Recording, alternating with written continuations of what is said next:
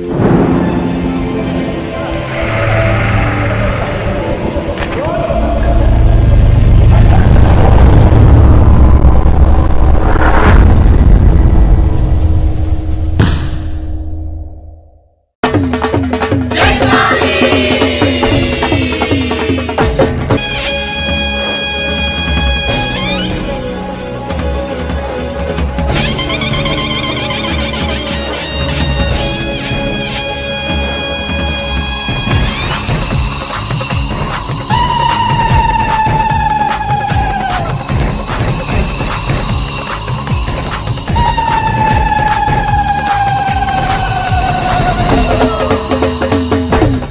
सभी के सामने वाहिनी चैनल के माध्यम से कवर्धा में शक्ति पर्व के इतिहास की जानकारी मैं देने जा रहा हूँ। सनातन हिंदू संस्कृति में पूरे भारतवर्ष में शक्ति पूजा बड़े जोर शोर से मनाई जाती है। ऐसे ही छत्तीसगढ़ में भी शक्ति पूजा बड़ी धूमधाम से मनाई जाती है, लेकिन इस शक्ति पूजा की विविध रूप अलग अलग स्थानों पर मनाया जाता है। लेकिन हमारे छत्तीसगढ़ में दो ऐसे स्थल हैं जहाँ पर एक अनूठी परंपरा सदियों से चली आ रही है। इसमें एक तो दंतेवाड़ा है और दूसरा कवर्धा है। और यह परंपरा है नवरात्रि पर्व में अष्टमी तिथि की मध्य रात्रि को निकलने वाला खप्पर। ये एक ऐसी सांस्कृतिक विरासत है जो हमारे कवर्धा का नाम जो है विश्व स्तर पर पहुंचा दिया है। वर्षों से यहाँ पर जो सैलानी हैं, विदेशी सैलानी, हर वर्ष इसे देखने के लिए आते हैं।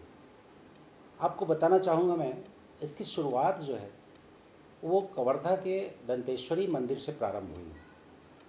सन 1802-3 में जब कवर्धा के राजा उजियार सिंह द्वितीय राजा थे, उनके कार्यकाल में यह परंपरा प्रारंभ की गई।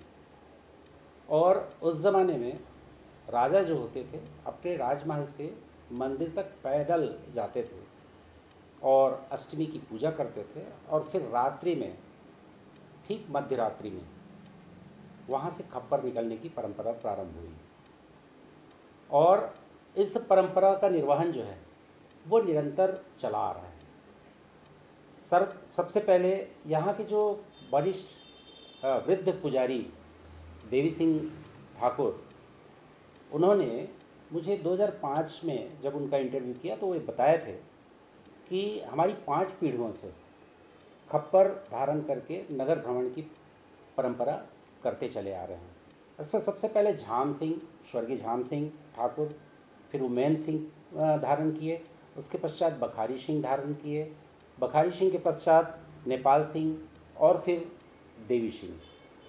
आज की तिथि में देवी सिंह जी भी स्वर्गीय हो चुके हैं, लेकिन देवी सिंह जी बताते रहे कि सन 69-70 से उन्होंने खप्पर धारण करना शुरू किया। और खप्पर की जो खास बात होती थी वह एक व्यक्ति स्वयं खप्पर धारण करता था और स्वयं ज्योति प्रज्वलित होती रहती थी, और उनके ठीक सामने सामने खड्ग धारण करके एक अगवान जो है वो खप्पर का मार्ग प्रशस्त करते जाता था। और पीछे 3-4 लोग होते हैं जो खप्पर में समय समय पर होम डाला करते हैं। और इस प्रक्रिया को करने के लिए जब वहाँ से खप्पर निकलता है मध्य रात्रि में, तो नगर भ्रमण किया करता था उस रियासत काल में भी। और जब नगर भ्रमण करते हुए तो चारों दिशाओं में जो देवी देवता होते हैं, उन देवी देवताओं को वो इस होम के माध्यम से उनकी पूजा अर्चना करते रहें, और उसके बाद वापस जाकर वहीं पर विश्राम करते, और ज्योत जो है इनका खप्पर शीत हो जाता था। लेकिन इस दौरान एक बहुत अच्छी व्यवस्था हमारे रियासत काल में चली आ रही थी, और ये बचपन में हम लोगों ने भी देखा है कि लोग इस खप्पर को देखने के लिए बाहर नहीं निकला करते, बल्कि अपने घर के दरवाज़ों के जो दरार है उससे देखा करते थे और मौन रहकर देखा करते थे, ताकि किसी भी प्रकार के खप्पर को डिस्टर्बेंस ना हो, और बड़े पवित्र भाव से देखा करते थे। इस दौरान एक बहुत महत्वपूर्ण बात होती थी कि कोई भी खप्पर के सामने से गुजरने का साहस नहीं करता था और ये प्रतिबंधित था। इस खप्पर के निकालने के पीछे जो उद्देश्य है वो बहुत महत्वपूर्ण है। चारों दिशाओं में हवन देकर यह तय किया जाता था कि इस नगर में या इस रियासत में किसी भी प्रकार की दैविक प्रकोप या प्राकृतिक प्रकोप या बीमारी इस रियासत के लोगों में ना आए। और इसलिए वो काल रात्रि खप्पर के रूप में, चूँकि शक्ति के स्वरूप होती हैं, इसलिए उस शक्ति का आवाहन करते हुए और पूरे नगर का भ्रमण करते हैं। इसके पश्चात विगत 150 सालों से चंडी मंदिर से खप्पर निकालना प्रारंभ हुआ और उसके बाद फिर यहाँ परमेश्वरी मंदिर स्थापित हुई और विगत 7-8 सालों से परमेश्वरी मंदिर से भी इस तरह से 3 खप्पर यहाँ निकालते हैं। खप्पर की जो महत्वपूर्ण एक बात और होती है वो ये होती है कि खप्पर के मार्ग में दूसरा खप्पर नहीं आता, इसलिए खप्पर के बीच में, दोनों खप्पर के बीच में समय का 1-1 घंटे, आधे घंटे का अंतर रखा जाता है और बड़ी तेज़ी से वो किलकारी देते हुए खप्पर नगर भ्रमण करता है और लोगों को इस बात के लिए बड़ा रोमांच महसूस होता है।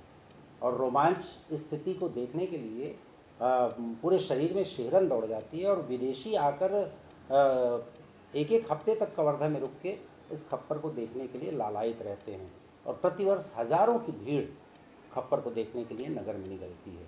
तो इस तरह से हमारे एक बहुत ही महत्वपूर्ण सांस्कृतिक विरासत को कवर्धा 1802-3 से संजोए हुए है, जो आज तक के हम देखते आ रहे हैं और हम सभी भाग्यशाली हैं कि खप्पर की परंपरा कवर्धा में आज भी विद्यमान है।